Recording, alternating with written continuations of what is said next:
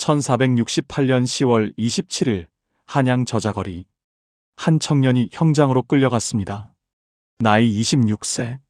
조선 역사상 최연소로 알려진 병조판서였던 천재 무장입니다. 그의 죄목은 영모. 하지만 결정적 증거로 제시된 것은 단 한 편의 시였습니다. 남아 20세에 나라를 평정하지 못하면 후세에 누가 대장부라 일컬으리요. 이 시가 영모의 증거라고 했습니다. 불과 1년 전 세조는 그를 가장 용감한 장수라 칭찬했습니다. 하지만 세조가 죽고 예종이 즉위하자 그는 곧바로 해임되었고 며칠 만에 역적이 되었습니다. 어떻게 이런 일이 일어날 수 있었을까요? 무엇이 26세 천재 무장을 죽음으로 몰아갔을까요? 오늘 우리는 그 놀라운 이야기를 함께 따라가 보겠습니다. 1부 왕가의 외손. 1443년 태생 남이. 그의 할머니는 태종의 넷째 딸 정선공주였습니다. 왕가의 외손이었습니다. 어릴 때부터 남이는 남달랐습니다. 무예에 뛰어났고 활과 칼을 다루는 솜씨가 비범했습니다. 민간에는 이런 전설이 전해집니다. 권람의 딸이 귀신에 홀려 죽어갈 때 어린 남이가 귀신을 쫓아내 살렸다고 합니다. 그 인연으로 권람의 딸과 혼인했다는 이야기입니다. 전설일 뿐이지만 백성들이 그를 어떻게 기억했는지 알 수 있습니다. 비범한 능력을 가진 영웅으로 말입니다. 1460년 17세의 남이는 무과에 급제했습니다. 당시 최연소였습니다.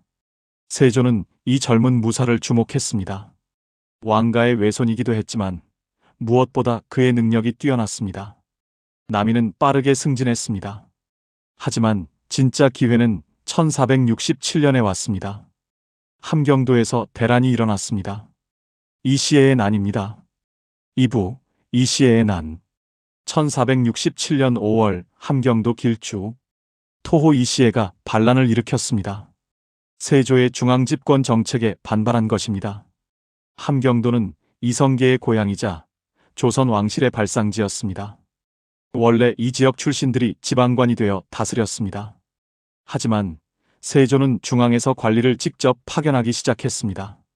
함경도 호족들의 불만이 쌓였습니다. 이 시에는 이 불만을 이용했습니다. 남쪽 군사가 쳐들어와 함경도 백성을 모두 죽이려 한다는 거짓 소문을 퍼뜨렸습니다. 5월 10일 밤 이 시에는 함경도 병마절도사 강효문을 살해했습니다. 그리고 각 지역의 중앙 파견 관리들을 죽였습니다. 조정은 충격에 빠졌습니다. 함경도 전체가 반란에 동조했습니다. 세조는 즉각 토벌군을 보냈습니다. 구성군 이준을 병마도 총사로 삼았고 강순을 진북대장으로 임명했습니다. 그리고 24세의 남이를 선봉으로 세웠습니다. 6월 24일 북청 전투 후 관군과 반란군이 격돌했습니다. 실록은 이렇게 기록했습니다. 적이 김교에 거느린 군사를 엿보니 모두 약하여 매우 쉬운 것을 알고 정예 병사가 한데에 모여들어 공격하니 화살이 비와 같았다. 사상함이 셀 수 없었으나 이숙기와 남이가 살상한 것이 가장 많았다. 남이의 활약이 가장 눈부셨습니다. 세조는 전장에서 싸우는 남이에게 직접 유시를 보냈습니다. 남이가 가장 용감함을 나타낸다는 말을 듣고 이제 당상관에 임명하고 표리한 벌을 주어서 여러 장수들을 격려한다. 24세의 당상관이 되었습니다. 전례 없는 파격이었습니다. 8월 이 시에의 난은 진압되었습니다. 남이는 적개공신 1등에 책록되었습니다. 그의 이름이 온 나라에 알려졌습니다. 세조의 총애는 더욱 깊어졌습니다. 1468년 8월 남이는 병조판서에 임명되었습니다. 26세였습니다. 조선 역사상 최연소로 알려진 병조판서였습니다. 하지만 이것이 그의 절정이자 끝이었습니다. 3부 영모의 덫. 1468년 9월 8일 세조가 승하했습니다. 예종이 즉위했습니다. 예종 즉위 직후 남이는 곧바로 병조판서에서 해임되었습니다. 조정 대신들이 상소를 올렸습니다. 남이는 젊고 교만하여 군사를 장악하기에 적합하지 않습니다. 신숙주, 한명회 같은 원로 대신들이었습니다. 이 시에의 난으로 떠오른 신진 무장들을 견제하려 했습니다. 남이는 겸사복장으로 밀려났습니다. 왕의 말을 돌보는 벼슬이었습니다. 병조판서에서 이런 자리로 떨어진 것입니다. 남이는 충격을 받았습니다. 불과 며칠 전까지 조선의 군사를 총괄하던 자리에서 말 돌보는 자리로 전락했습니다. 어느 날 밤 남이는 궁궐에서 숙직을 서고 있었습니다. 하늘에 혜성이 나타났습니다. 남이가 혼잣말처럼 중얼거렸습니다. 혜성이 나타남은 묵은 것을 없애고 새 것을 나타나게 하려는 징조다. 당시 왕 앞에서 천문을 정치적으로 해석하는 것은 반역으로 이어질 수 있는 매우 위험한 발언이었습니다. 옆에 있던 병조참지 유자광이 그 말을 들었습니다.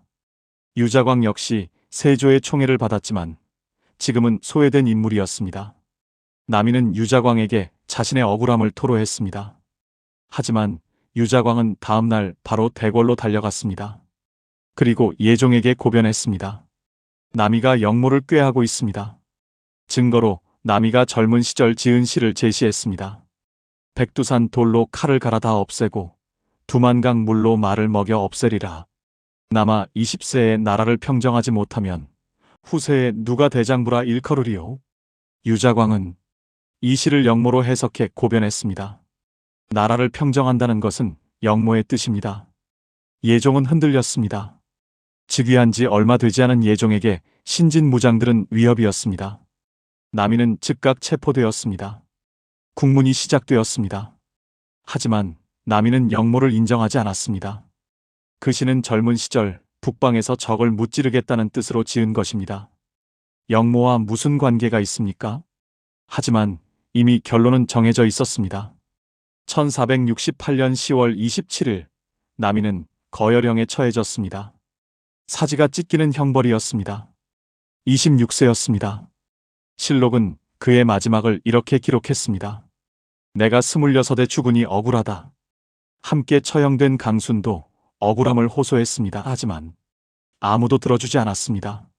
마무리하며 남이가 죽은 후 그는 역적으로 기록되었습니다. 하지만 백성들은 달리 기억했습니다. 젊은 나이에 나라를 구하고도 억울하게 죽은 영웅으로 말입니다. 한양 곳곳에 남이 장군 사당이 세워졌습니다. 무당들은 그를 장군신으로 모셨습니다. 민간 전설이 전국에 퍼졌습니다. 억울하게 죽은 영혼은 강한 힘을 가진다고 믿었습니다. 350년이 흘렀습니다. 1818년 순조시대 우의정 남공철이 상소를 올렸습니다. 조상 남이의 억울함을 풀어주소서. 순조는 허락했습니다. 남이는 복권되었습니다. 관작이 돌아왔고 시호 충무가 내려졌습니다. 오늘날 서울 용산구 용문동에는 여전히 남이 장군 사당이 있습니다. 매년 10월 사당제가 열립니다. 경기도 화성시 비봉면에는 그의 묘가 있습니다. 강원도 춘천의 남이섬은 그의 이름에서 유래했다는 설이 전해집니다. 26세에 죽은 청년 장군. 그는 억울한 죽음으로 역사에 남았지만 백성들의 마음속에서는 영웅으로 살아남았습니다. 오늘 우리가 북방 국경을 지킬 수 있었던 배경에는 남이 같은 젊은 무장들의 피와 희생이 있었습니다. 역사는 그를 역적으로 기록했지만 시간은 진실을 밝혔습니다. 남이 장군. 그는 역적이 아니라 억울한 충신이었습니다.